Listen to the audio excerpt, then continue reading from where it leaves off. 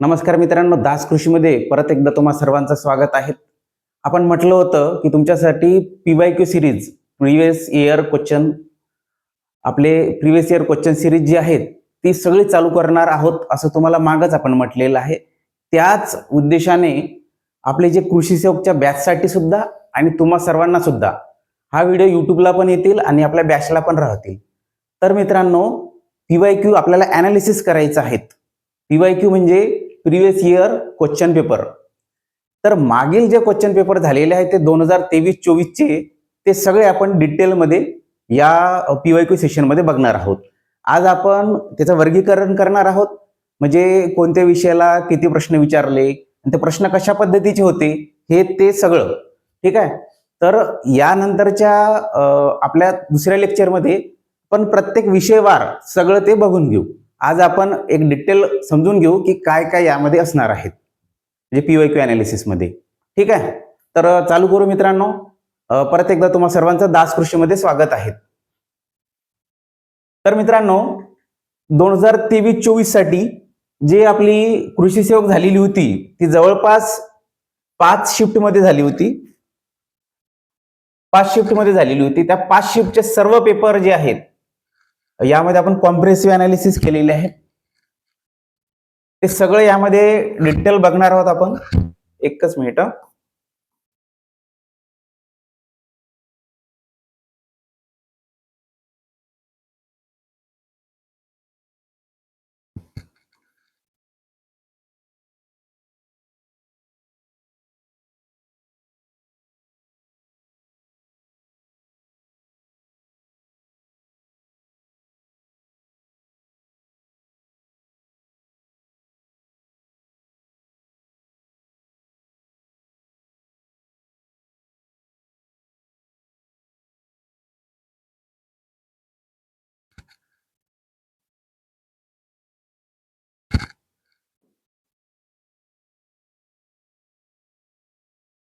हे बघा, पीडीएफ थोडी लोड व्हायला वेळ लागते, त्यामुळे स्पष्ट दिसायला पण थोडा वेळ लागते. 5 शिफ्ट मध्ये झालेली होती. 1 2 1 2 3 3 हे जे आहे 16 तारखेची शिफ्ट आहेत आणि 19 ची 1 and 2 या 2 शिफ्ट आहेत. तर मित्रांनो, 5 शिफ्ट मध्ये झाले होते. जवळपास 5 शिफ्टचे ऍग्रिकल्चरचे 6 35 म्हणजे 60 प्रश्न विचारलेले आहेत त्यांनी. जवळपास 300 क्वेश्चन होते 5 शिफ्टचे. तर आपल्याला मेमरी बेस काही क्वेश्चन मिळालेले आहे. जवळपास 250 प्लस क्वेश्चन आपल्याला मेमरी बेस मिळालेले आहे ऍग्रिकल्चरचे. तर त्या सगळ्या क्वेश्चनचं आपण यामध्ये अनालिसिस केलेलं आहे. तर डिटेल अनालिसिस आपण यामध्ये बघणार आहोत. आणि होऊ शकते मेमरी बेस असल्यामुळे थोडेफार इकडे तिकडे गेलेले असेल, नाही तर नेमकं तेच ते येणार नाही. आणि आपण ते क्वेश्चन फॉर्म केलेले एका वेगळ्या पद्धतीने, म्हणजे ज्यामध्ये पेपरमध्ये जसे विचारले तसे, आणि ऑप्शन पण टाकलेले 5 ऑप्शन. ते सगळं तुम्हाला पेपरच्या स्वरूपात जे प्रश्न आले होते त्याच पेपरच्या स्वरूपात 5 ऑप्शन वर प्रश्न स्पष्टीकरण पण दिलेलं आहे. ते सगळं टेस्टच्या स्वरूपात तुम्हाला आपल्या ऍप्लिकेशनला मिळतील. दास कृषीचं ऍप्लिकेशन आहे, प्ले स्टोअरला जाऊन तुम्ही डाउनलोड करा. ते फ्रीमध्ये आपण ठेवलेलं आहे सगळ्यांसाठी. तुम्ही तिथं जाऊन सोडू पण शकता आणि एक्सप्लेनेशन पण भरपूर दिलेलं आहे. ते पण रीडिंग करून तुमचा बराचसा जो पोर्शन आहे सिलेबसचा तो सुद्धा कव्हर होऊन जातील. ठीक आहे. तर बघा मित्रांनो, हे झालं आपल्या 5 शिफ्ट बद्दल तुम्हाला माहिती दिली. 5 शिफ्टच्या जवळपास 300 क्वेश्चन आपल्या बॅच बद्दल आहे. नंतर बोलूच आपण, सध्या हे लेक्चरमध्ये आपण यावर बोलणार नाही.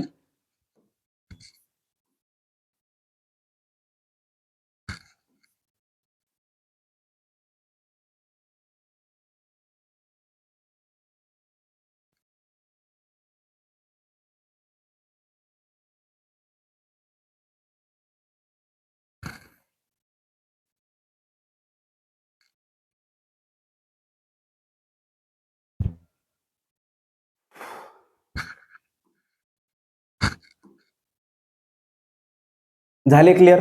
दिसते व्यवस्थित? बघा आता यामध्ये टोटल जवळपास 262 क्वेश्चन आहेत. 262 क्वेश्चनचं आपण अनालिसिस करून दिलेले आहे. तर त्यामध्ये 262 सर्व क्वेश्चन जे आहे ते यामध्ये घेतलेले आहे. आता पेन्सिलनं परत ते गेलंय. तर ठीक आहे.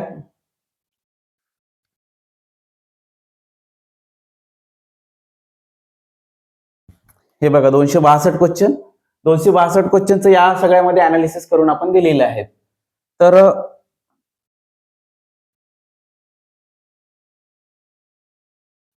तर मित्रांनो, जवळपास 10 सब्जेक्ट मध्ये आपण हे सगळे क्वेश्चन डिवाइड केलेले आहे ऍग्रिकल्चरच्या.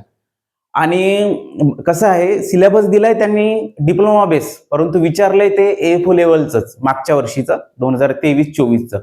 ऍड आली 23ला, पेपर झाला 24ला, त्यामुळे आपण 2023-24 असं प्रत्येक बॅचेस मध्ये किंवा म्हणतच असतो. ठीक आहे. तर ऍग्रोनॉमी किंवा पीकशास्त्र यावर बघा 60 प्रश्न आहेत. त्या मानाने सर्वात जास्त प्रश्न जे आहेत ते ऍग्रोनॉमीवरच आहे. तुम्ही बघू शकता, जवळपास 60 क्वेश्चन, सर्वात जास्त हायेस्ट क्वेश्चन हे ऍग्रोनॉमीवरच आहेत. त्यामुळे ऍग्रोनॉमी सर्वात इम्पॉर्टंट पार्ट आहेत आपल्या ऍग्रिकल्चरमध्ये. 60 प्रश्न येतात ना टोटल, एका पेपरला, एका शिफ्टला 60 प्रश्न येतात. त्यामुळे ते सर्व शिफ्टचे आपण प्रश्न यामध्ये घेतलेले आहे. जवळपास 260 प्रश्न घेतलेले आहेत. तर त्यामध्ये आपल्याला 60 प्रश्न आढळलेले आहे ऍग्रोनॉमीचे. तर या सगळ्या याच्यामध्ये कसं आहे, एखादा 1-2 प्रश्न इकडला तिकडं तिकडला इकडे जाऊ शकते. कारण ते प्रश्न पण तुम्हाला सांगतो मी, कोणत्या कोणत्या पद्धतीचे प्रश्न इकडे तिकडे जाऊ शकते या क्लासिफिकेशन मध्ये, वर्गीकरणामध्ये. तर बघा, ऍग्रोनॉमी सर्वात महत्वाचा विषय जसा ठरलेला आहे, त्याच माग पेस्ट डिसीज हा पण विषय सर्वात महत्वाचा ठरलेला होता मागच्या कृषी सेवकला. बरं का, आपण फक्त मागच्या कृषी सेवकचं बघणार आहोत. त्यानंतर पुढील लेक्चरमध्ये इतर झालेले कृषी सेवकचे पेपर पण बघणार आहोत. आणि म्हणजे आपले जे हॉर्टिकल्चर, ऍग्रोनॉमी हे सगळे विषया स्वरूपानुसार किती प्रश्न होते, प्रश्न विचारण्याचे लेवल, प्रश्न पण तुमच्या समोर घेऊन येणार आहोत. ते सगळं होणार आहेत. आपण या लेक्चरमध्ये जस्ट पेपर कशा पद्धतीचा होता आणि कोणत्या विषयावर जास्त भर दिलेला आहे आणि प्रश्न कशा पद्धतीचे होते ते सगळं बघू. तर दुसऱ्या नंबरला जसं पेस्ट अँड डिसीज किंवा कीड व रोग गेलेला आहे, तर त्याच पद्धतीनं तिसरा आणि चौथा क्रमांक लागतोय seed breeding, genetics. Actually genetics आणि ब्रीडिंग हा जो विषय आहे तो डिप्लोम्याला नाहीच आहे. तर या विषयावर प्रश्न होते, त्या डिप्लोमावाल्या लोकांना खूप हार्ड गेलेला आहे. त्यामुळे त्यांचं बऱ्याच जणांचं सिलेक्शन झालेलं नाही.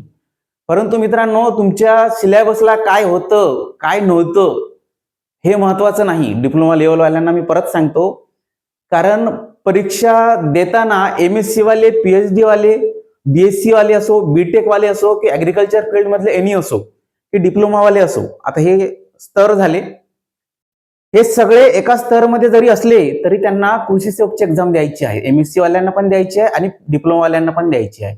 जरी त्यांचं BSc आणि नंतर MSc केलंय त्यांनी, तरी त्यांना कृषी सेवकची एक्झाम द्यायची आहे. तर त्याच लेवलचं त्यांना वाचावं लागेल, त्याच पद्धतीचं त्यांना फॉर्मॅट करून अभ्यास करावा लागेल. नाही की एकदम खोलवर जाऊन किंवा एखादं वेगळंच वाचून. परंतु डिप्लोमा लेवलला हे सगळं जेनेटिक्स नव्हतं.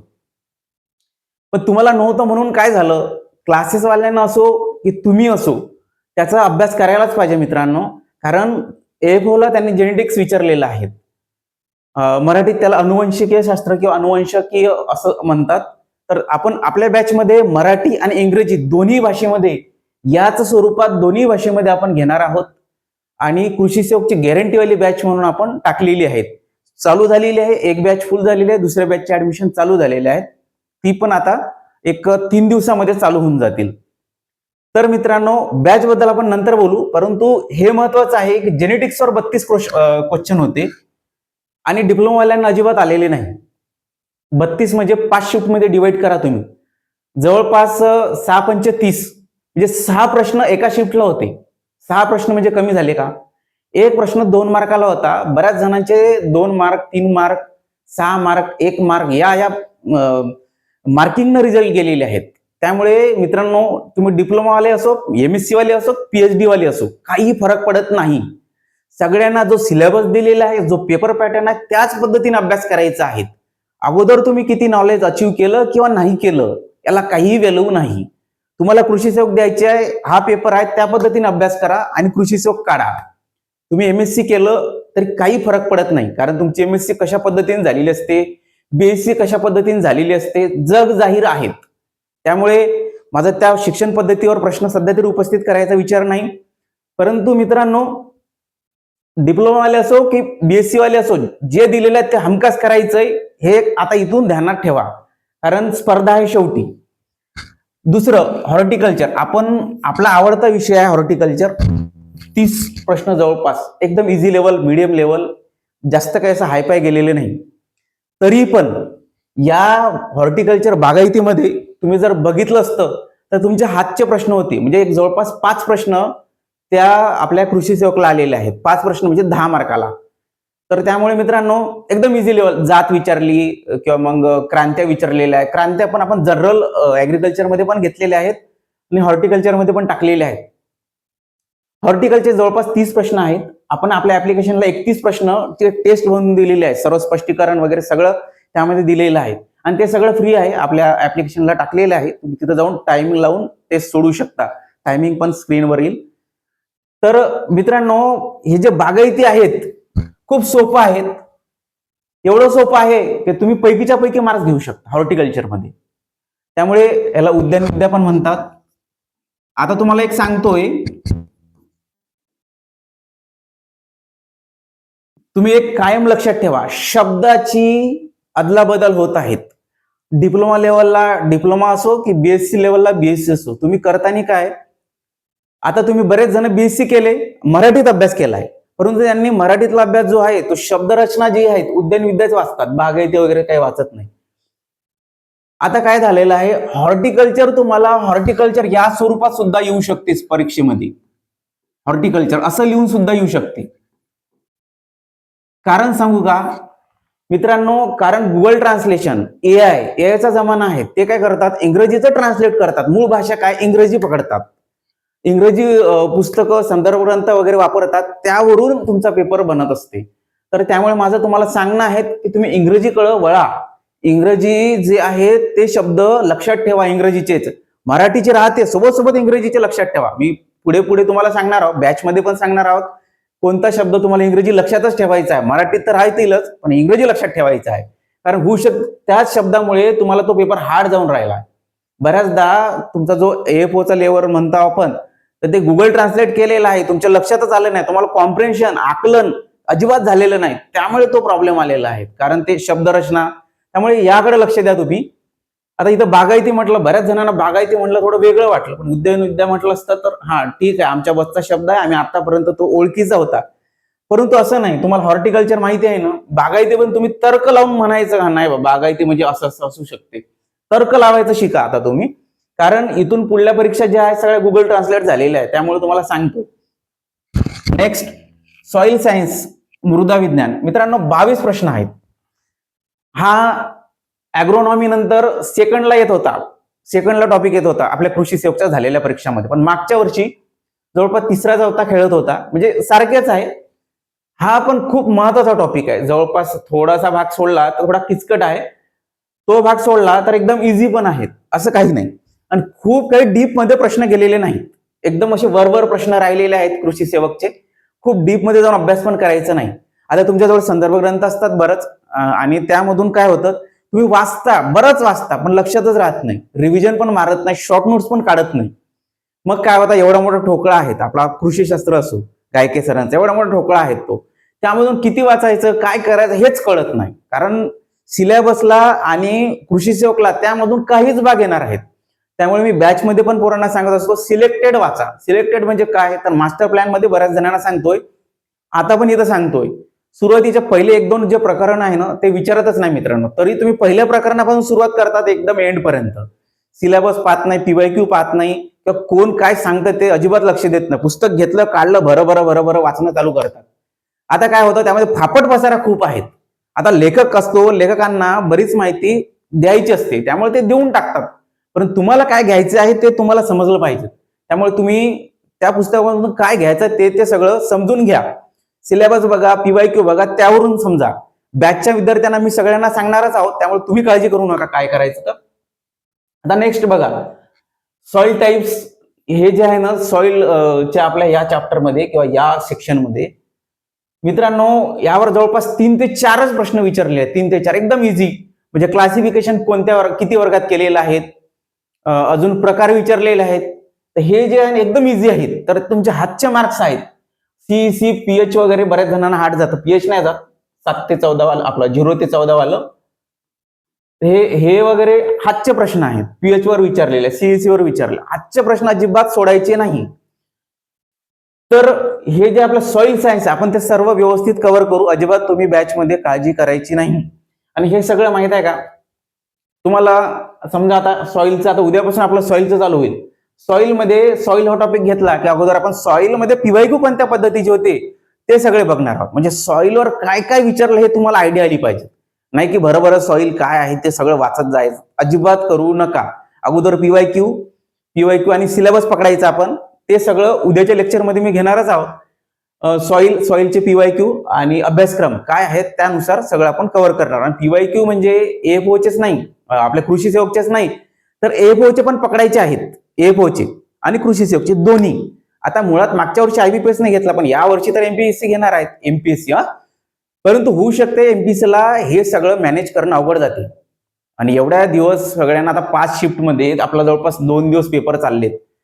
तर 2 दिवस म्हणजे तलाठीचे तर 25-26 दिवस पेपर चालले आणि हे सगळं एमपीएससी कडे जाणार आहे. तर त्यामुळे शक्य नाही त्यांना ऑफलाईन घेणं, पण ते ऑनलाईनलाच जाऊ शकते. त्यामुळे एखाद्या कंपनीला ते पण कॉन्ट्रॅक्ट देईल की तुम्ही हे कंडक्ट करा, बाकी पेपर काढण्याचं काम किंवा मग लक्ष देण्याचं काम ते ठेवतील. ठीक आहे. तर हे झालं पेपर कोण घेणार आहेत. तर कोण घेणार आहेत त्या पॅटर्नवर, कोण घेणार आहेत त्या लोकांच्या याच्यावर डिपेंड आहे तुमचा पेपर कसा राहतील. कारण मागचा पेपर एकदम एफओ लेवलचा होता, पण या वर्षीचा असेल का? या वर्षी जर त्यांनी आयबीपीएसला कंत्राट दिलं नाही तर पेपर वेगळा असू शकतो. तर तुम्हाला सिलेबसलाच घेऊन काम करायचं आहे. आणि टीसीएस कडे गेला तर टीसीएसचा पॅटर्न अवलंबायचा आहे. आयबीपीएस कडे गेला तर आयबीपीएसचा पॅटर्न अवलंबायचा आहे. आणि जर एमपीएससी कडे गेला तर एमपीएससी सिलेबसच्या बाहेर जात नाही मित्रांनो. त्यामुळे सिलेबसलाच घेऊन पातळी काय विचारली आहे, दर्जा काय विचारला, त्याच दर्जा लेवलला तुम्हाला अभ्यास करायचा आहे. म्हणजे जर डिप्लोमा लेवल विचारला तर डिप्लोमा लेवलच, आणि मागचे पीवायक्यू पण बघायचे. त्यानुसार सगळं तुमच्या अभ्यासाची स्ट्रॅटेजी ठेवायची आहे.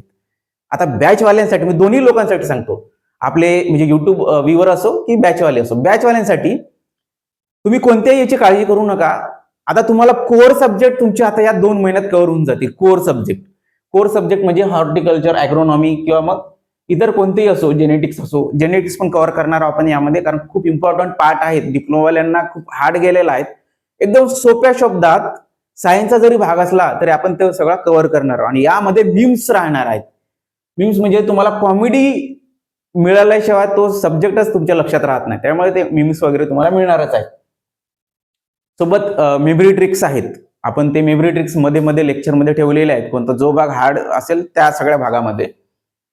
तर मित्रांनो कुठे होता आपण? आपलं आता सॉइल झाले.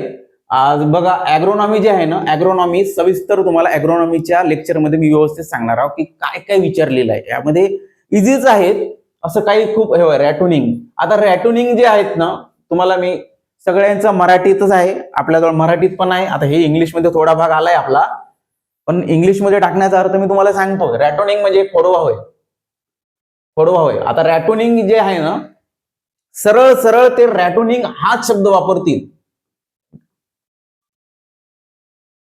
वापरतील. खोडवा म्हणणार नाही. के सागरचं पुस्तक असो की आपल्या मराठी माध्यमाचे पुस्तक असो, त्यामध्ये ते खोडवा वापरत होते. परंतु आता म्हणणार नाही, तर त्याच पद्धतीने म्हणतील. आणि डेल्टा, नर्सरी, हे नर्सरी शब्द असेच वापरणार आहे. ते तुम्हाला काही नर्सरी म्हणजे रोपवाटिका असं वगैरे काही म्हणेल त्याची गॅरंटी देत नाही, कारण ते इंग्रजी ट्रान्सलेट सगळं राहणार आहे. त्यामुळे काही टेन्शन घेऊ नका. याचं मराठीत पण आपल्याला आहे आणि इंग्रजी पण आहे. मी दोन्ही भाषेत तुम्हाला शिकवणार आहोत. त्यामुळे मराठीच्या विद्यार्थ्यांना पण फायदा होतील, कारण इंग्रजी पण शब्द त्यांच्या कानावर जातील. आणि जर एमपीएससीनं परीक्षा मराठीमध्येच घेतली, कारण हे बघा आतापर्यंतच्या परीक्षा 2 परीक्षा सोडल्या, 2023-24ची, 19 आणि 19ची. या दोन्ही परीक्षा बायलँग्वेज झालेल्या आहेत, दोन्ही भाषेमध्ये, मराठी आणि इंग्रजी. परंतु आता यापूर्वीच्या परीक्षा ज्या आहेत फक्त मराठीमध्ये होत होत्या, फक्त मराठीमध्ये बरं का. कृषी सेवक 6,000 पेमेंट होतं कंत्राटी बेस. त्यामुळे बरेच जण दुर्लक्ष करत होते. आता जॉबलेस सगळे आहेत, त्यामुळे आता 16,000 का असेना, 6,000 का असेना तरी वळलेत. एमएससी असो का पीएचडी असो, सगळे कृषी सेवकच्या मागे धावलेले आहेत. तर त्यामुळे विषय असा आहे, कुठं होतो तर विषय असा आहे मित्रांनो,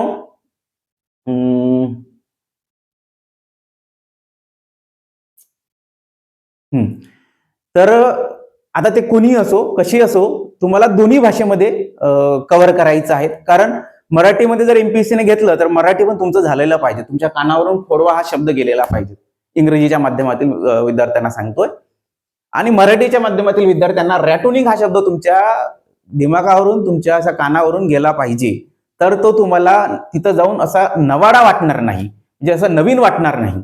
त्यामुळे हे सगळं महत्वाचं आहे. कारण तिथे गेल्यानंतर तुम्हाला ते इंग्रजी शब्द एकदम नवीन वाटतात, तुम्ही चलबिचल होतात, घाबरून जातात, तो प्रश्नच सॉल्व्ह होत नाही, कारण त्याचा अर्थच कळत नाही. त्यामुळे तर ते सगळं होणार नाही याची आपण काळजी घेतलेली आहे. कारण ते दोन्ही लँग्वेजमध्ये, आणि एकच मास्तर स्वतः मीच सगळे विषय, हे 10 विषय, म्हणजे वन मॅन आर्मी 10 विषय आपणच शिकवणार आहोत.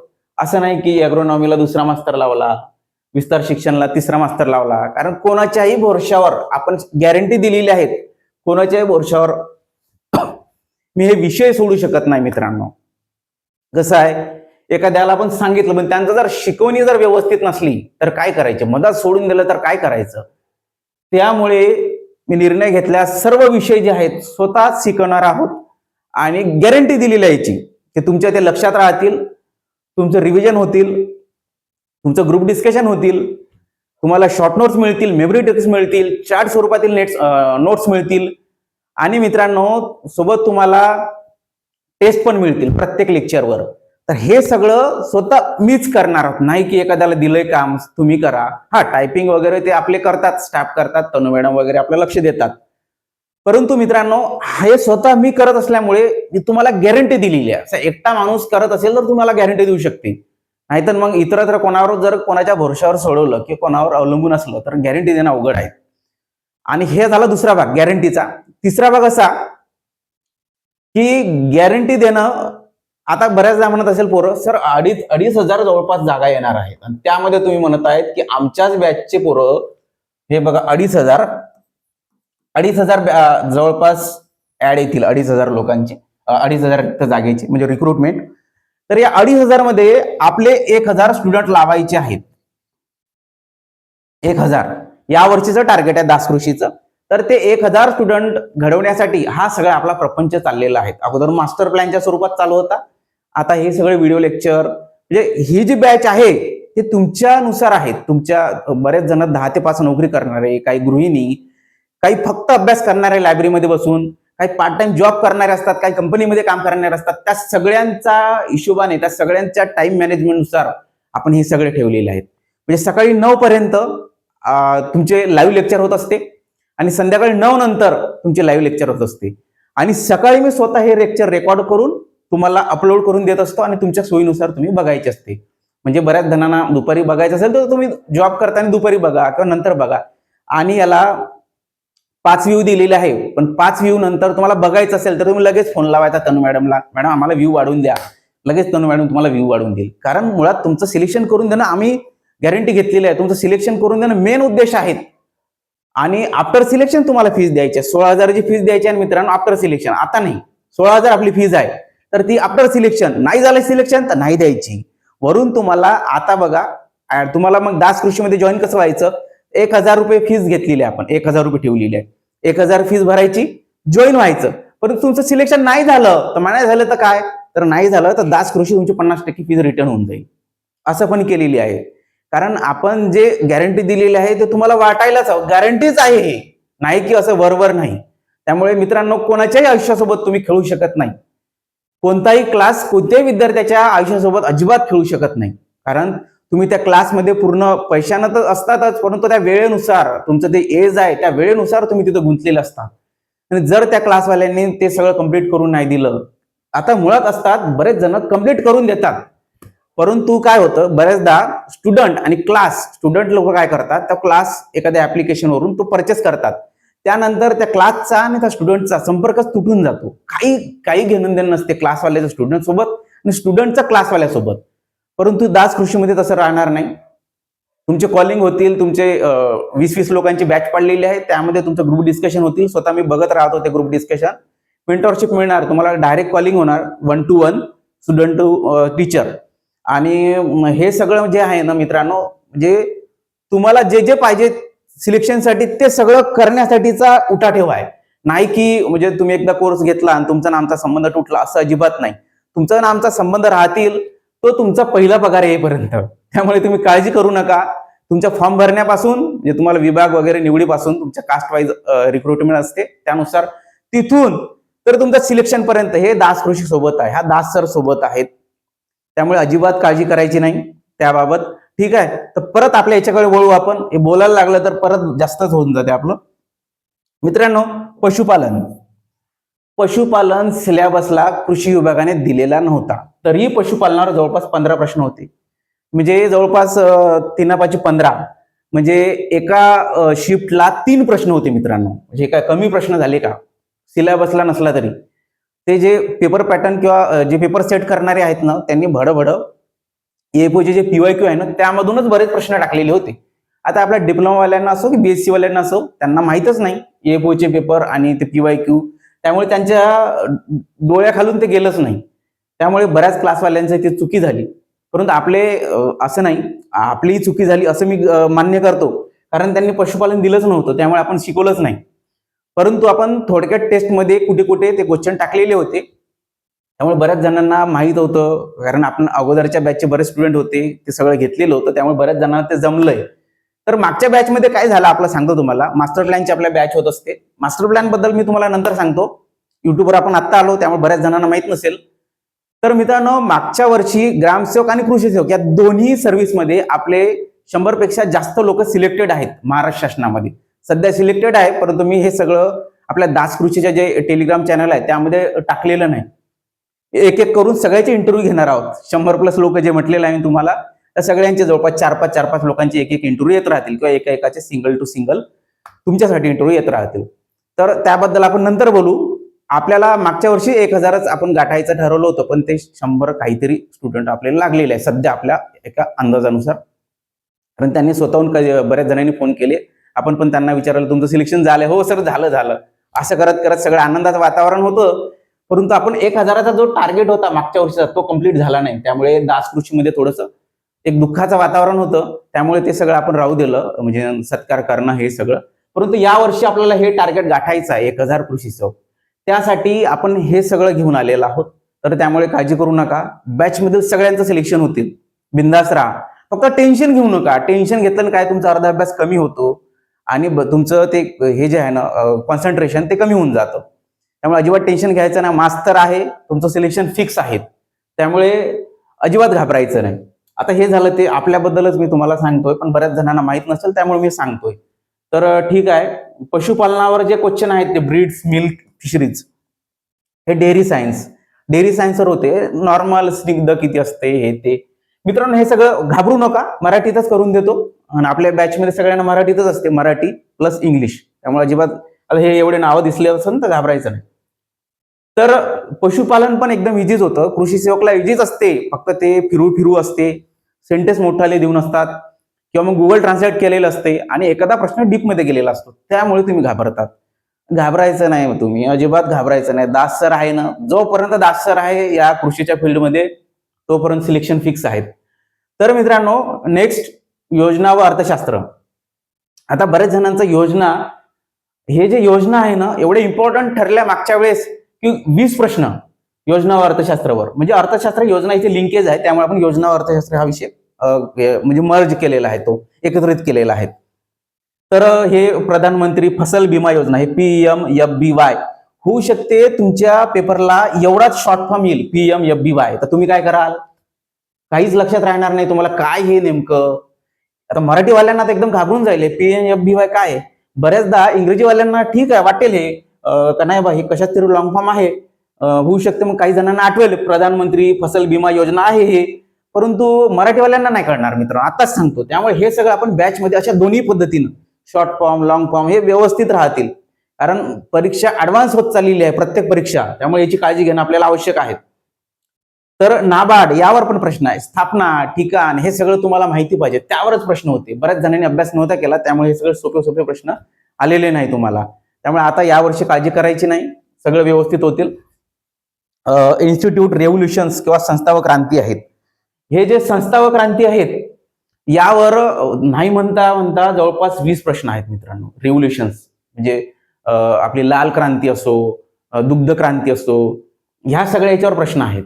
आणि आपल्या हातचे आहेत मग जाऊ कशाला द्यायचे. आणि इन्स्टिट्यूट म्हणजे कुठली इन्स्टिट्यूट कुठं आहेत, ICR असो की आपली आपली राष्ट्रीय कांदा संशोधन संस्था असो की डाळिंब संशोधन संस्था असो, नागपूरची संत्रा संशोधन संस्था असो की कॉटन असो नागपूरचं, ते सगळं त्यावर आहे. स्थापना, ठिकाण, बस झालं एवढंच.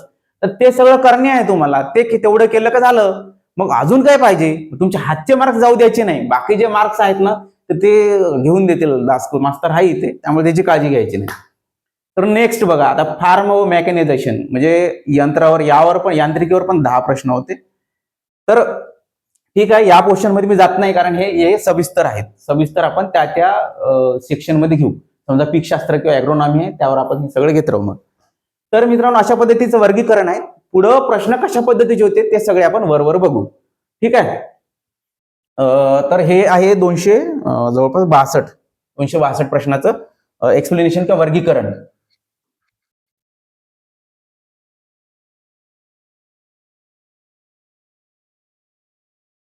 Just weight.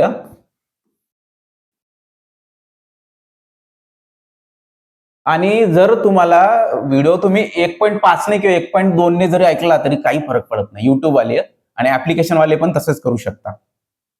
तर ठीक आहे. आता हे बायलँग्वेज आहे, आपलं सगळं बायलँग्वेज राहतील म्हणजे दोन्ही लोकांना पण फायदा झालेला हवा त्यामुळे. तर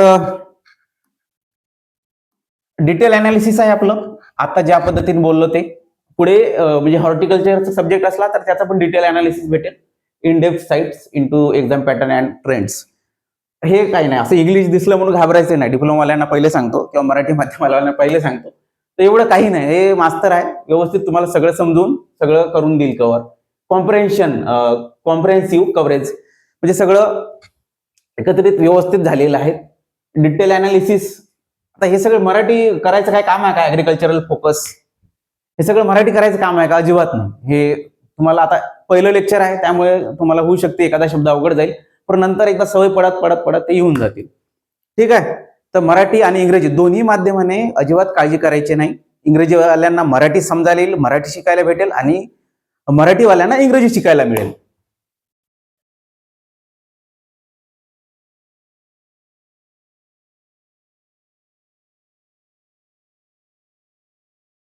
माझा परिचय तुम्हाला द्यायचा राहिलाय. काय ठीक आहे, देतो तुम्हाला थोड्या वेळात परिचय देतो. दिसते आता. तर मित्रांनो टोटल ॲग्रोनॉमीवर 60 क्वेश्चन विचारले होते. सर्वात जास्त प्रश्न आहेत. तर हे सगळं ॲग्रोनॉमी मध्ये येत असते. पीक व्यवस्थापन, सिंचन, पीक पद्धती, माती पाणी संबंध म्हणजे आपण इंग्लिशमध्ये अशा पद्धतीने बघू शकतो. तर हे यामध्ये काय काय येणार आहेत ते सगळं आपण त्या लेक्चरमध्ये बघणार आहोत. सध्या फक्त तुम्हाला मी सांगतो यावर प्रश्न कशा पद्धतीने आले होते. आता हे जे आहे राऊंड रेव्होल्युशन किंवा हा प्रश्न जो आहे हा आपल्या हॉर्टिकल्चर मध्ये जायला पाहिजे होता. तर जिनिंग रिलेटेड टू कॉटन. मित्रांनो बघा, जिनिंग शब्द बऱ्याच जणांना अवघड गेलेला आहे. जिनिंग म्हणजे काय. आता आमच्या यवतमाळच्या भागातल्या मुलांना माहित असेल कारण यवतमाळमध्ये बऱ्याचदा प्रत्येक तालुक्यामध्ये जिनिंग सध्या आहेत, कॉटन जिनिंग, त्यामुळे त्यांना समजलं असेल. पण बऱ्याच जणांना अवघड गेलं जिनिंग म्हणजे काय. आणि त्यांनी काय डायरेक्ट एवढंच विचारलं, जिनिंग रिलेटेड टू किंवा जिनिंग कशाशी संबंधित आहेत असंच एवढंच विचारलेलं आहे. तर ते एकदम सोपं आहे, कापसाशी संबंधित आहे. तुम्हाला जर हे एवढं वाक्य जरी माहित असलं असतं तर आलं असतं ना. म्हणजे तुम्हाला हा शब्द अवघड होता त्यामुळे ते आलेलं नाही. त्यामुळे हे सगळं आपण यामध्ये घेणारच आहोत. तर असा प्रश्न आहे. त्यानंतर delta depth of water table म्हणजे डेल्टा म्हणजे पाण्याच्या थराची खोली. तर पाण्याच्या थराची खोली यावर प्रश्न आहेत, म्हणजे त्याची व्याख्या विचारलेली आहेत. तिचे 5 ऑप्शन दिलेले असतात आणि मग याचा थोडासा मोठा प्रश्न केलेला असतात. तर यावर प्रश्न आहेत. तर नंतर बघा, ठीक आहे. आता बघा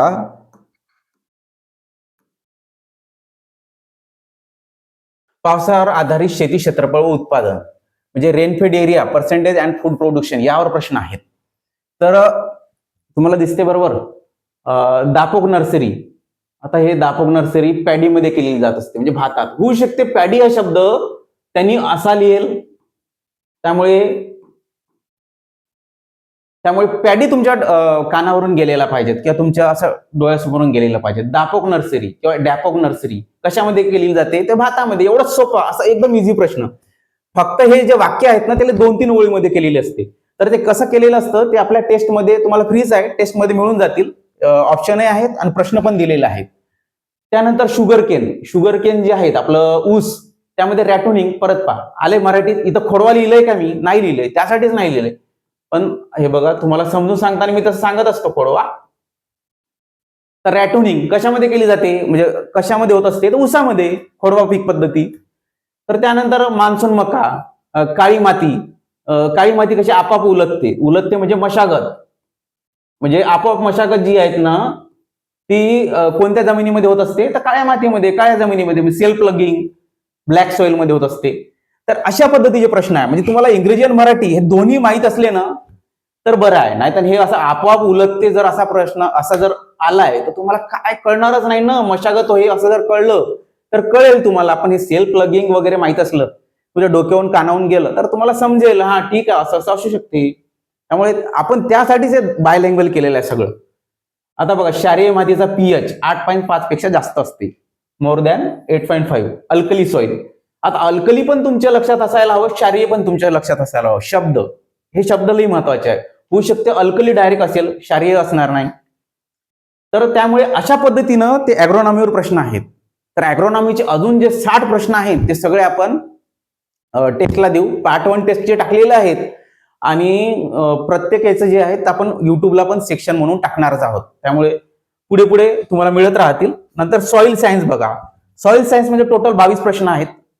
दुसऱ्या नंबरलाच हा टॉपिक राहत होता, पण यावेळेस जवळपास 3ऱ्या-4थ्या नंबरला आहे. पण ठीक आहे, चांगले प्रश्न आहे. 22 प्रश्न आहेत. तर परत एकदा मी सांगतो मित्रांनो, 22 प्रश्न आहे, परंतु ते 362 प्रश्नाचा अनालिसिस करून एवढे प्रश्न आहेत. म्हणजे 5ही शिफ्ट मधले बरं का. होऊ शकते 1-2 प्रश्न इकडल्या सेक्शन मधून, म्हणजे इकडल्या विषयातून तिकडल्या विषयात जाऊ शकते. त्यामुळे ते होऊ शकते तेवढं. तर त्यानंतर बघा, आता ही काय करता, ही बघा, हे टेस्टिंग करत आहे.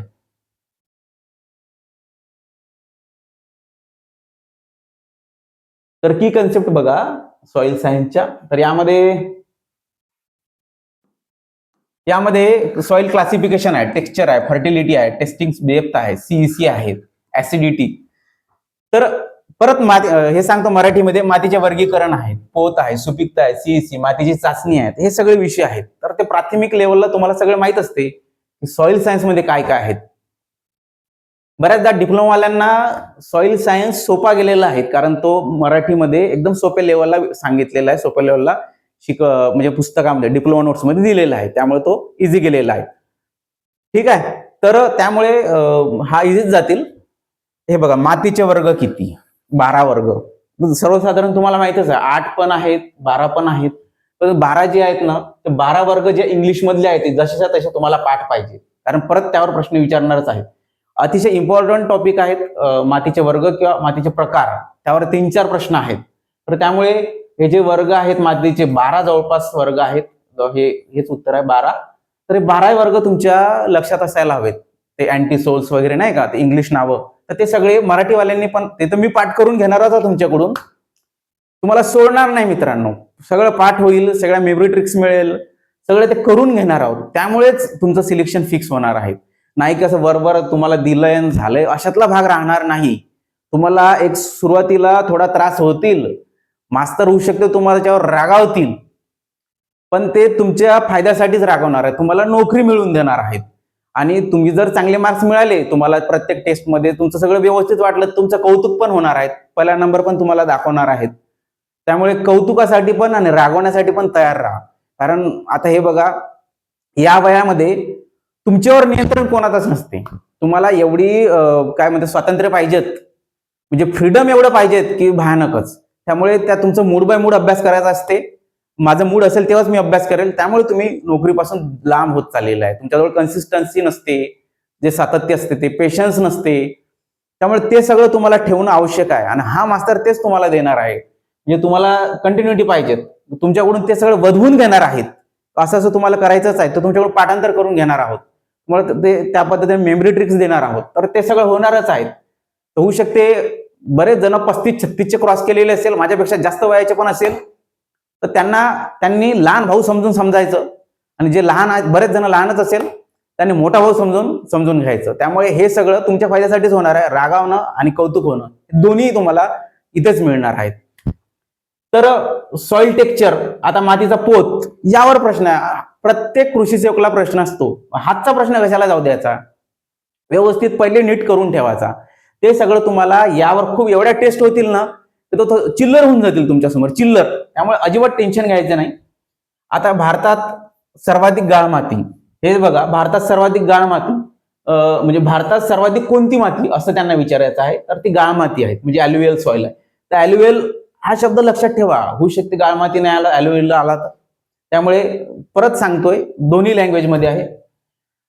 बहुवर्षीय पिकांसाठी माती तपासणी खोली किती, 90 सेंटीमीटर, म्हणजे soil testing depth of perennial crops, तर 90 जवळपास सेंटीमीटर. तर मित्रांनो, जर तुम्ही हे प्रश्न पाहिले ना, एकदम वरवरचे आहेत, असं खूप खोलात गेलेले नाही, परंतु तुमच्या डोक्यावर गेले पाहिजेत. तुम्हाला अशाच पद्धतीने प्रश्न आलेले आहेत, त्याच पद्धतीने अभ्यास करायचा, हे सगळं सांगणारा पाहिजेत. नाही की वरवर किंवा डिप्लोमा लेवलचा हा लेक्चर घ्या, जो सिलेबस दिलेला आहे त्यानुसारच घ्या. तुम्हाला BYQ पण बघावं लागेल. त्यामुळे हे सगळं आपण त्यामध्ये घेणार आहोत. तर सॉइल विथ हाय CEC, म्हणजे रेजिस्टन्स ऍसिडिटी असते, म्हणजे बघा, जास्त CEC असलेली माती आम्लतेस प्रतिरोधक असते. एक सर्वसाधारण वाक्य आहेत. हे जर तुमच्या लक्षात असलं, त्यामध्ये तुम्ही प्रश्न सॉल्व्ह करू शकता. हे जवळपास 2-3 ओळीचा प्रश्न आहे, तर मी तुम्हाला थोडक्यात सांगितलेलं आहे. परत बघा, लॅटराइट माती आणि सेंद्रिय घटक कमी, लोखंड जास्त असते. म्हणजे लॅटराइट मातीवर प्रश्न आहेत, म्हणजे या घटकावर प्रश्न आहेत की यामध्ये काय काय असते. लॅटराइट माती तुम्हाला जे आहेत, तर हे जे मातीचे प्रकार आहेत त्यावरच बरेच प्रश्न घुमलेले आहेत. सॉइलमध्ये जेवढे जास्त प्रश्न आहेत ते सगळे सॉइलच्या प्रकारावर आहेत, मातीच्या प्रकारावर. आता माझे इंग्रजी शब्द, मराठी शब्द सगळे मिक्स होणार आहेत, त्याचाच फायदा तुम्हाला होणार आहे. नेक्स्ट बघा,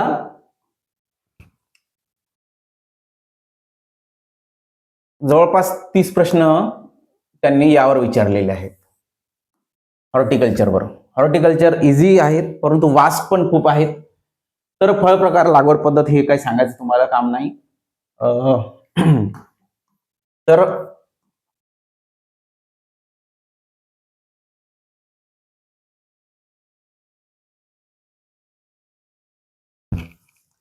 तर बघा, तर यामध्ये कसे प्रश्न होते, शेवंतीची लागवड कशा पद्धतीने, किंवा लिंबू फळे फुटणे म्हणजे बोरांच्या अभावामुळे, किंवा कांद्याच्या झणझणीत चव. आता झणझणीत जे आहेत ना, तर मित्रांनो, जर तुम्ही ही जे झणझणीत चव, हे कुठं तुम्हाला असे शब्दाचे जे ट्रान्सलेट आहे ते दिसणार नाही, पण हे मी सगळे AI through, Google Translate too, किंवा मग माझ्या वेगवेगळ्या अँगलला मी ते सगळे सेट केलेले आहेत, मी कशा पद्धतीने विचारू शकते.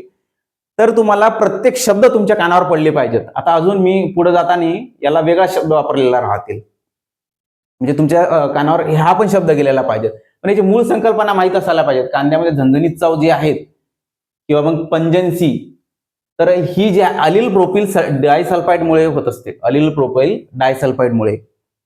तर हे एवढा सोपा प्रश्न आहे, तुम्हाला एक तक्ताच आहे, त्या तक्त्यामध्ये सगळ्या म्हणजे पिकांचा जे घटक आहेत, ज्यामुळे त्याला लायकोपिन मिळेल, लाल रंग येतो टमाट्याला वगैरे, ते सगळं आपण त्यामध्ये इन्क्लूड केलेलं आहे, आणि सगळं ते तुमच्याकडून पाठांतर करून घेणार आहोत. तर यामध्ये एक प्रश्न फिक्सच आहे, हा जो प्रश्न आलेला आहे तो फिक्सच आहे. तर टोमॅटोसाठी ट्रॅप क्रॉप कोणतं, झेंडू. डोळे लावून प्रश्न असे सोडू शकता. त्यामुळे अशा पद्धतीचे प्रश्न विचारलेले आहेत. आता वनस्पती संवर्धन असो, यामध्ये वनस्पती संवर्धन मध्ये बघा, अनुवंशशास्त्र, हे जेनेटिक्स डिप्लोमावाल्यांसाठी नवीन आहे, आणि यावरच प्रश्न जास्त होते. त्यामुळे तुम्ही लक्षात ठेवा की करताना जेनेटिक्सवर पण जास्त भर द्यायचा आहे. आता बघा, यावर हे बघा, हे जे आहेत ना टॅग, कलर, किंवा मग बियाण्याचे जे प्रकार आहेत ना मित्रांनो, त्यावर प्रश्न फिरलेले आहेत, त्यावरच आहेत. त्याला टॅग कोणत्या कलरचा आहे, किंवा मग कोणत्या बियाण्यापासून, समजा आता मूलभूत पासून पायाभूत बनवलेला आहे, तर त्यावर प्रश्न फिरलेले आहेत. बियाण्याचे प्रकार किती, यावर पण प्रश्न फिरलेले आहेत. तर बरेचदा बियाण्याचे प्रकार ते कमी जास्त होऊ शकते, परंतु ते तुम्हाला टॅगिंग, शुद्धता आणि कन्सेप्ट, मूळ कन्सेप्ट माहीत असायला पाहिजे. ते शेतकऱ्याकडून बनवलेले आहेत की म्हणजे पैदासकार आहेत की कशा पद्धतीचे आहेत, तर शुद्धता किती आहे, हे सगळं तुम्हाला माहिती पाहिजे. सोपं आहे, ते एकदम सोपं आहे. ते सगळं तुम्हाला एकदा वाचलं तरी लक्षात राहून जाते. परंतु एकदा लक्षात राहिल्यानंतर ते विसरतात, हमखास विसरतात. पण ते विसराव नाही यासाठी आपण मेमरी ट्रिक्स, यामध्ये मेमरी ट्रिक्सचा अवलंब केलेला आहे. त्यामुळे मेमरी ट्रिक्स तुम्हाला मिळणार आहेत, अजिबात काळजी करायचं नाही, कारण हे विसरतातच बऱ्याचदा. ठीक आहे, हे सगळं बरोबर आहे. त्यानंतर फाउंडेशन बी जे आहेत, आपलं फाउंडेशन यांनी म्हटलेलं आहे, याला मूलभूत पण म्हटलेलं आहे मराठीमध्ये, मूलभूत. तर हा पण शब्द तुमच्या असं कानावून गेलेला पाहिजे. शुद्धता, यावर प्रश्न आहे. जेनेटिक प्युरिटी, हार्मोन्स, सुप्तावस्था तोडणारे हार्मोन, जिब्रेलिन्स, यावर प्रश्न आहेत. सांगायचा अर्थ असा की प्रश्न या टॉपिकमध्ये या सेक्शनवर अशा पद्धतीने फिरलेले आहेत. तर ते सोपेच होते, फक्त विचारण्याची पद्धत वेगळी होती, शब्द वेगवेगळे टाकले त्यांनी, त्यामुळे तुम्हाला हार्ड वाटले.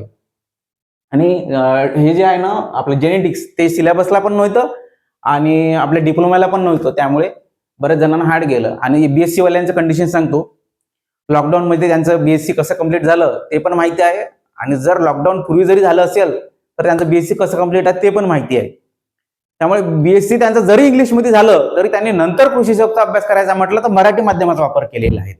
तर त्यामुळे ठीक आहे, त्यांचं बीएससी कसंही झालेलं असो, पण अभ्यास तुम्हाला पक्का करायचा आहे कृषी सेवकसाठी. जो सिलेबस दिलेला आहे, जे पीवायक्यू आहेत त्याला पकडून. तर ठीक आहे, अशा पद्धतीने प्रश्न आहेत. तर हे स्तरीकरण, उतक संवर्धन किंवा ट्रिटिकेल, हे गौराई आणि नोरिंदा जनुक, यावरचे प्रश्न तुम्हाला बरेच म्हणजे नवाडे किंवा आपले नवशिके किंवा आपले नवीन वाटू शकते, परंतु ते सगळं तुमच्या डोळ्यासमोरून गेल्यानंतर ते तुम्हाला ओळखीचेच वाटेल आणि एकदम इझी वाटेल. कारण यावर हे बघा, काय कसं आहे, आपला सीड या टॉपिकवर समजा लेक्चर असलं, परत पेन घेतो, तर सीडवर जर प्रश्न, आपल्या बीज किंवा सीडवर, बीजला याला आपण बियाणे असं पण म्हणतो, तर बियाणेवर जर लेक्चर असलं सीडवर, तर सीडवर अगोदर लेक्चर होईल. सीडवरचं लेक्चर झाल्यानंतर तुम्हाला शॉर्ट नोट्स मिळेल. शॉर्ट नोट्स 1-2 पेजेसची, ती वाचावी लागेल. त्यानंतर मित्रांनो शॉर्ट नोट्स आणि मेमरी ट्रिक्स हे दोन्ही मिळतील. त्यानंतर त्याच या लेक्चरवर आणि या शॉर्ट नोट्सवर आपली टेस्ट होईल. एक जवळपास 40 प्रश्नाची, 50 प्रश्नाची, म्हणजे 100 गुणांची, 80 गुणांची एक टेस्ट होतील. त्यानंतर टेस्ट झाल्यानंतर तुमचं टेस्ट अनालिसिस होतील, तिथंच दिलेले राहतील. आणि त्यानंतर ग्रुप डिस्कशन, म्हणजे ग्रुप, आता हे बघा, तुमचं इथं कव्हर झालं, बऱ्याचदा इथून काही सुटलेलं असते, शॉर्ट नोट्स मध्ये कव्हर झालं. आता या दोन्ही मधून सुटलेलं राहील तर ते टेस्टमध्ये तुम्हाला समजा येईल, टेस्टमध्ये मार्क्स कमी पडेल. टेस्टमध्ये या सगळ्यामध्ये जर तुम्हाला मार्क्स कमी पडले किंवा एखादं काही सुटलं तर ग्रुप डिस्कशन मध्ये ते सगळं कव्हर होऊन जाईल. ग्रुप डिस्कशन 20 लोकांची एक बॅच केलेली आहे आणि त्यामध्ये 20च मिनिट असते. जास्त मिनिट, 21वा मिनिट जरी झाला तरी बंद करून टाकतो आपण. तर 20च मिनिट, म्हणजे जास्त फापट पसारा नको, टाइमपास नको, म्हणून 20 मिनिट रोज तुमचं ग्रुप डिस्कशन असते. म्हणजे या पद्धतीनं तर 20 मिनिट तुमचं डिस्कशन असते. तर त्या डिस्कशन मध्ये तुमचे सगळं फॅक्ट कव्हर केलेलं जाते, सगळे फॅक्ट तुम्हाला, म्हणजे विसरायचं कामच राहणार नाही. त्यामध्ये आता डिस्कशन कशा पद्धतीचं असतं तुम्हाला सांगतो. ग्रुप बनवलेला आहे व्हॉट्सअपवर, त्यावर 4-5 मुलं प्रश्न विचारतील, बाकीच्यांनी उत्तर द्यायचे. दुसऱ्या दिवशी परत दुसरे 4-5 लोकांनी प्रश्न विचारतील, बाकीच्यांनी उत्तर द्यायचे. उत्तरामध्ये सगळ्यांनी इन्व्हॉल्व्ह व्हायचं.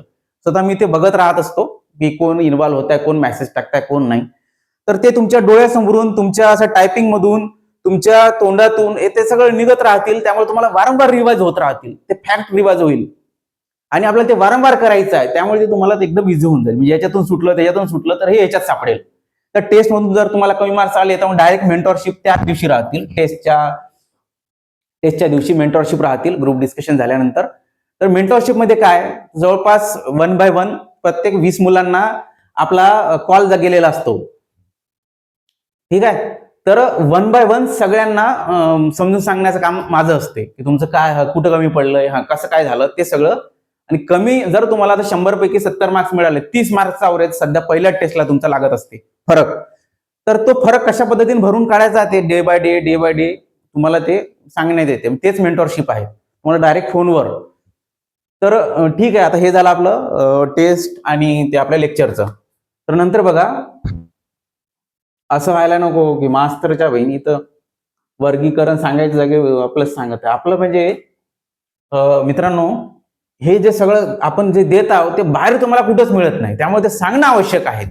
आपले बरेच माउथ टू माउथ म्हणजे तोंडी एका विद्यार्थ्याने दुसऱ्या विद्यार्थ्यांना दास कृषीचं सांगितलेलं आहे, त्यामुळे संपूर्ण महाराष्ट्रामध्ये दास कृषी आज फेमस आहे. आणि या दास कृषीने मागच्या वर्षी जसा रिझल्ट दिला, या वर्षी 1000 स्टुडंट घडवण्यासाठी आपल्याला हे सगळं करणं आवश्यक आहे. तर त्यामुळे ही न्यू मेथड आहे, अजून कोणी वापरलेलीच नाही. आपली मास्टर प्लॅनची मेथड ज्या पद्धतीने लोकांनी वापरली त्याच पद्धतीने ही पण मेथड वापरेल बिंदास, त्यामुळे वापरणारच आहेत.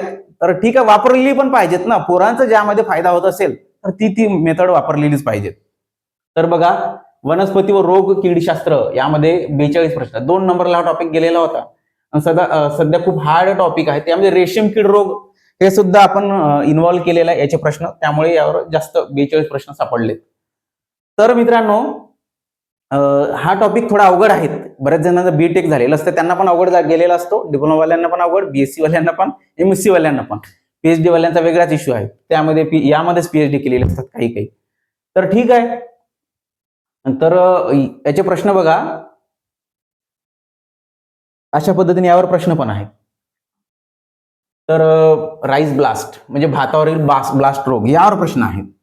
कॉफीवरील गंज रोग किंवा या कशामुळे, कॉफी लिप रस्ट, एमिलिया वॅस्ट्रॅट्रिक्स यामुळे होत असते. तर अशा पद्धतीने हे थोडंसं अवघड आहे, पण ते सगळं आपण सोप्या शब्दामध्ये आणि तुम्हाला मेमरी ट्रिक्सनं आणि ते चित्राद्वारे समजून सांगितलेलं आहे, त्यामुळे तुम्हाला लक्षात राहिलेलं आहे. जर लक्षात नाही राहिलं तर पाठांतर करून घ्यायचं काम दास सरचं आहे, त्यामुळे तुम्ही काळजी करायचं काम नाही.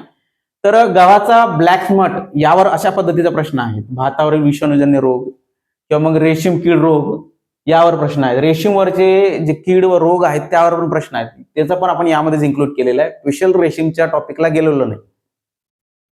मोहरीवरील आरीकीड किंवा मस्टर्ड सॉ फ्लाय यावर प्रश्न आहे, ते कशामुळे येते, ॲथिलिया प्रॉक्झिमा ल्युगन्स, तर यामुळे होत असते. म्हणजे अगोदर काय, ते जीवाणूमुळे होते का, विषाणूमुळे होते का यावरच प्रश्न होते, किंवा बुरशीमुळे होते का यावर प्रश्न होते. पण आता ते जीवाणूचं नाव विचारायला गेलेलं आहे, थोडंसं ऍडव्हान्स लेवल आलेलं आहे, विषाणूचं नाव विचारलेलं आहे, ते सगळं आपल्याला पाठांतर करावं लागेल. थोडं अवघड आहे, पण काही टेन्शन घ्यायचं नाही.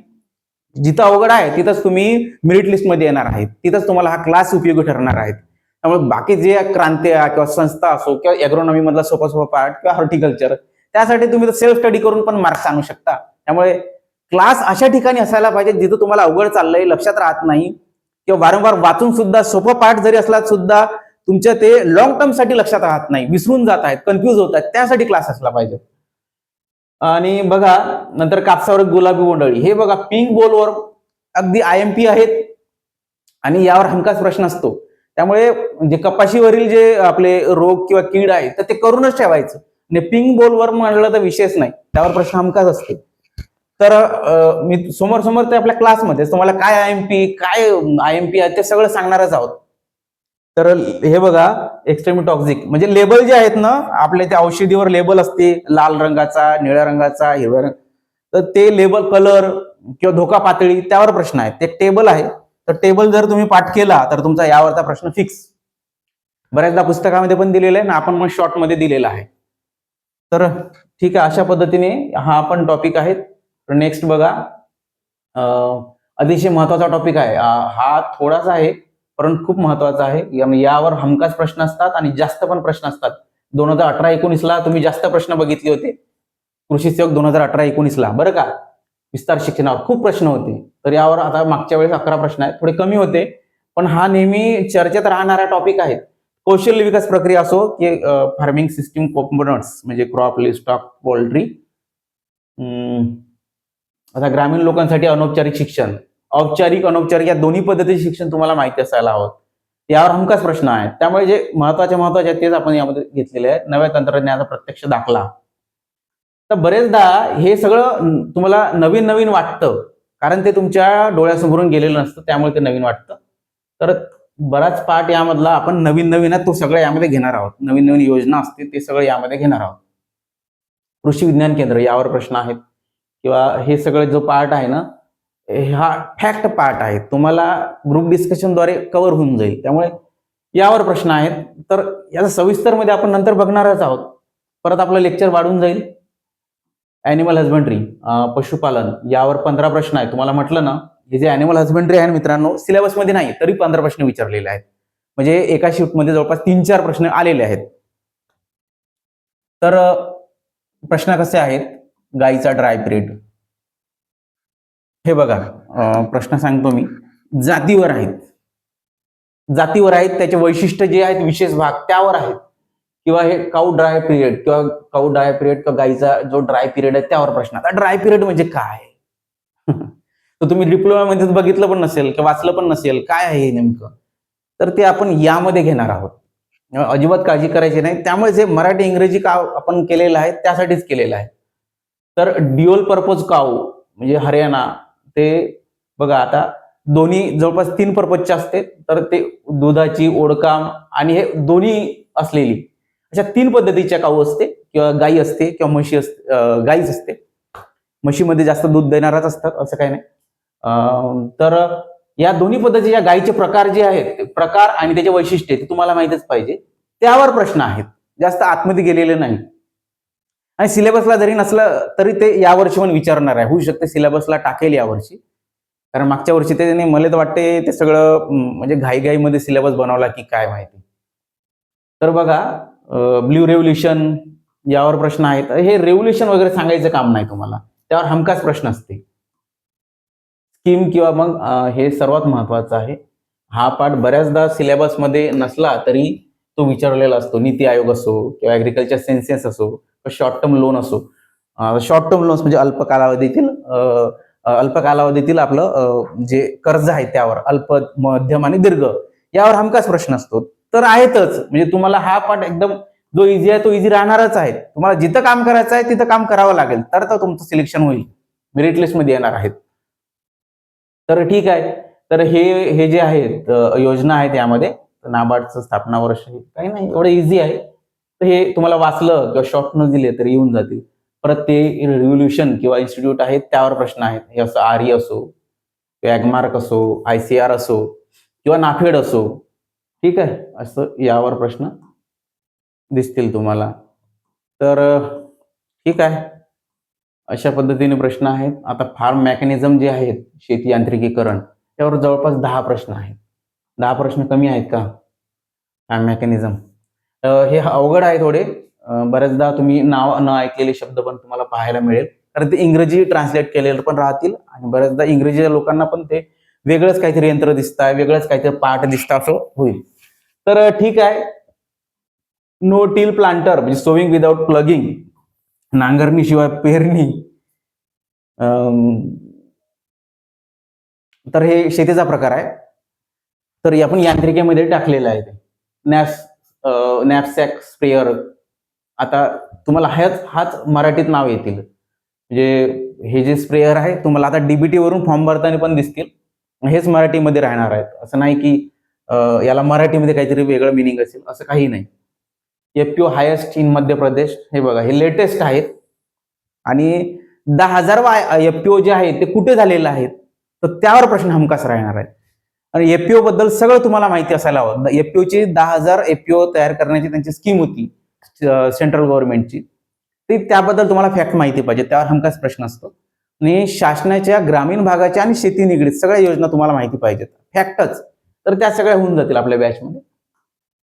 तर ठीक आहे. अजून काय, हे तर आपण सकाळी म्हणजे सुरुवातीला बघितलंय. थँक्यू, धन्यवाद. अशा पद्धतीने आता एक कृषी सेवक गॅरंटीवाली बॅच. आता आपण यावर वळू. ज्यांना म्हणजे खरं म्हणजे काहीतरी क्लास लावायचा आहे किंवा मला कृषी सेवक व्हायचं आहे, अशांसाठीच आता पुढचं डिस्कस करतोय. एका मिनिटात सगळं डिस्कस करून टाकतो. तर मित्रांनो, मराठी आणि इंग्रजी या दोन्ही लँग्वेजमध्ये आहेत. मराठी आणि इंग्रजी.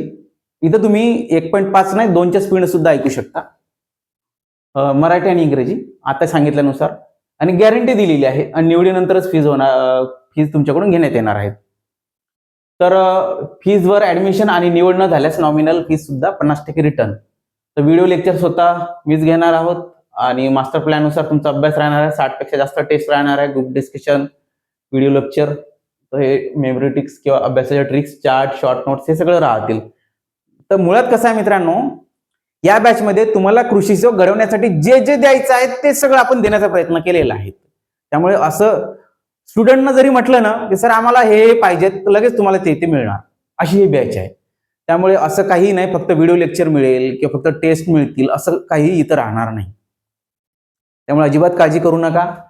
तुमच्या निवडीसाठी जे जे पाहिजे ते मास्तर तयार आहेत द्यायला. नंतर बघा, आता हे कसं असतात आपल्याकडं कास्ट कॅटेगरीनुसार विभाग निवडीपासून ते निवड होईपर्यंत सोबत, म्हणजे फॉर्म भरताना कास्ट कॅटेगरीनुसार विभाग निवडीपासून तर शेवटी तुमचं सिलेक्शन होईपर्यंत होऊ शकतं. बऱ्याचदा अडचणी येतात अपॉइंटमेंट घेण्यासाठी. म्हणजे हे जे असतात ना आपलं सिलेक्शनच्या प्रोसेसमध्ये सिस्टीम तुम्हाला बऱ्याचदा त्रास देते, तर तिथे पण आपण दास कृषी सोबतच असते. तर म्हणजे तुमच्या शिकवणीच्या व्यतिरिक्त पण आपण तुम्हाला सोबतच असतो, तुमचा पहिला दुसरा पगार येईपर्यंत. त्यामुळे तुम्ही अजिबात काळजी करायची नाही की नाही बा क्लास पुरतच दास कृषीचा आणि विद्यार्थ्याचा संबंध असेल, असं काही नाही. नंतर स्पर्धा, हे बघा आता बऱ्याच सेक्शनचे तयारी करणारे लोक आहेत. कोणी स्पर्धा परीक्षा करणारे असो, कोणी गृहिणीच आहेत किंवा कंपनीमध्ये काम करणारे असो, किंवा फक्त शेतीमध्ये काम करणारे असो किंवा शेती करणारे असो किंवा 10 ते 5 नोकरी करणारे, या सगळ्यांचं वैयक्तिक वेळापत्रक मला नावासहित त्या विद्यार्थ्याचा माहिती असते, हा काय करताय. त्याच्यानुसारच त्याला मी मेंटॉर करत असतो. त्याच्यानुसारच आपली सगळी बॅच अरेंज केलेली असते. त्याच्यानुसारच त्याला रेकॉर्डेड लेक्चर मिळतात. त्यांना आता असतं, बरेच जण 10 ते 5 काम करताना किंवा शेतीमध्ये काम करताना तो बांधावर सुद्धा बसून आपले लेक्चर बघितलेले पोरं आहेत. तर त्यामुळे लेक्चर बघितलेले पोरं आहेत असं नाही, लेक्चर बघणार आहेत. ठीक आहे. तर यामध्ये म्हणजे प्रत्येकाच्या सोयी सवलतीनुसार तुम्हाला लेक्चर मिळणार आहेत. तर मागच्या याच्या 100 झालेले आहेत, तर ते आता हे सांगायचं काम नाही. तर अशा पद्धतीने फी स्ट्रक्चर तुम्हाला सांगतो परत एकदा. 16,000 फीज आहेत. तर आता मी जर तुम्हाला 16,000 फीज, सगळी फीज तुम्ही आफ्टर सिलेक्शन द्या आणि असं जर म्हटलं असतं, खूप गर्दी आली असती भयानक, ज्यानं त्यानं सगळ्यांना ऍडमिशन घेतली असती. तर मग मी कोणाला शिकवायचं, कोणावर फोकस करायचं की माझा टाइमपासच होत राहील, मास्तरच आहे बरं का. तर हे सगळं मी कन्फ्युज झालेलो होतो. त्यामुळे आपण 1,000 फीज जी ठेवलेली आहेत ना मित्रांनो, लोकसभेची जरी निवडणूक राहिली, राष्ट्रपतीची जरी निवडणूक राहिली, तरी तुम्हाला नॉमिनल फीज किंवा अनामत रक्कम म्हणून थोडी फीज भरावीच लागते. त्यामुळे आपण हे 1,000 फीज जी ठेवलेली आहेत ती यासाठी ठेवलेली आहेत की टाइमपास विद्यार्थ्याचा भरणा नको, आणि दास कृषीला पण त्याचा चल खर्च, म्हणजे स्टाफचं पेमेंट असो किंवा इंटरनेटचं असो किंवा ऍप्लिकेशनचं असो किंवा इतर खर्च असो, तो सगळा भागवण्यासाठी. तर यामुळे काय होतील, तुम्ही पण सिरियस राहाल, तुमच्या खिशातून अगोदर पैसे गेलेले असेल, त्यामुळे तुम्ही पण तुमच्यामध्ये सिरियसनेस राहतील. नाही तर मास्तर उगाच बोंबलत राहील आणि तुम्ही ते तुमच्या कानावरून जात राहील, असं होणार नाही. तर 100 पुढील विद्यार्थी जर झाले तर ते 1499 होतील. त्यामुळे लवकरात लवकर ऍडमिशन करा. तर ठीक आहे, आता हे झालंय.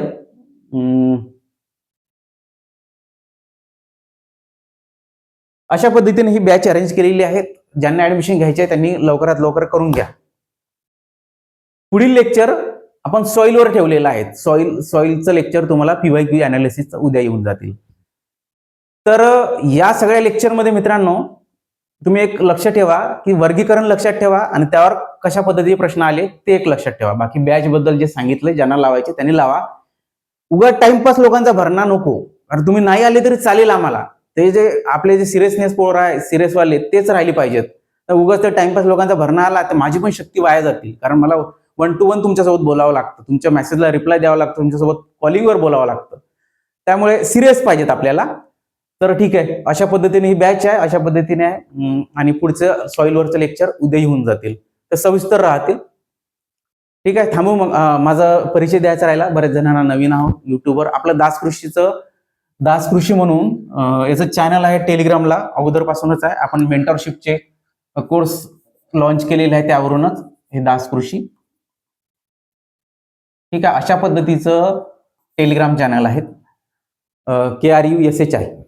तर यावरच आपलं सगळं चाललं होतं. आता हे डुलदास भास्कर गाडगे याचं माझं मूळ नाव आहे. आता तुम्ही दास सर किंवा त्या दास कृषीवरून तुम्ही दास सर चालू केलं, त्यानुसार चालू झालंय. माझा डिप्लोमा झालेला आहे 2011ला ॲग्रिकल्चर, 2011ला. आणि आतापर्यंत माझ्याजवळ डिप्लोमापासून तर PhD पर्यंतचे सर्वच पोरं आलेले आहेत. सगळ्यांनाच जवळपास, सगळ्यांना म्हणता येणार नाही, पण सिलेक्टेड लोकांना कृषी सेवक बनवलेला आहे आपण. त्यामुळे आपला जरी डिप्लोमा झालेला असला तरी आपला अनुभव किंवा आपल्या मार्गदर्शनाखाली बरेच जण MSc वाले असो की डिप्लोमावाले असो सगळे घडलेले आहेत. हा झाला माझा परिचय. 2011ला म्हणजे 2011ला डिप्लोमा झाला.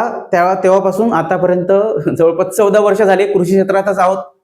सेंद्रिय शेती म्हणून आपलं एक प्लांट पण चालू आहे. गांडूळ शेतीचा, गांडूळ कल्चर किंवा आपलं व्हर्मी कंपोस्टचा पण प्लांट आहेत. कृषी क्षेत्रात जवळपास 14-15 वर्षापासून कार्यरत. आणि ठीक आहे, यामध्ये जरी आपण ऑफिशियली किंवा PhD झाली नसली तरी आपली यामध्ये बरीच PhD झालेली आहेत. ऑफिशियली म्हणजे कागदपत्रावर MSc PhD असं. तर हे झालं माझ्याबद्दल. अजून काही विचारायचं असलं तर तुम्ही फोन लावा. हा आपला नंबर आहे 7350. हा माझा पर्सनल नंबर आहे, ऑफिसचा वगैरे नाही. पर्सनल ऑफिसचा हा सगळं एकच ठेवलेला आपण, 7350 78 93 आणि 85. ठीक आहे, यावर तुम्ही कॉल करा. कॉल करण्यापूर्वी होतच असेल तर मेसेज करा व्हॉट्सअपला. ठीक आहे, त्याचा रिप्लाय तुम्हाला हमखास मिळणार. मी करेल किंवा मग तनू मॅडम करेल, कारण ऑफिसला पण हे लिंक केलेलं असते. तर ठीक आहे, अशा पद्धतीने काही राहिलं तर तुम्ही विचारा. धन्यवाद. लेक्चर खूप मोठं झालं. 1.2च्या स्पीडनं ऐकलं तरी चालेल. ठीक आहे, येतो मग, रजा घेतो.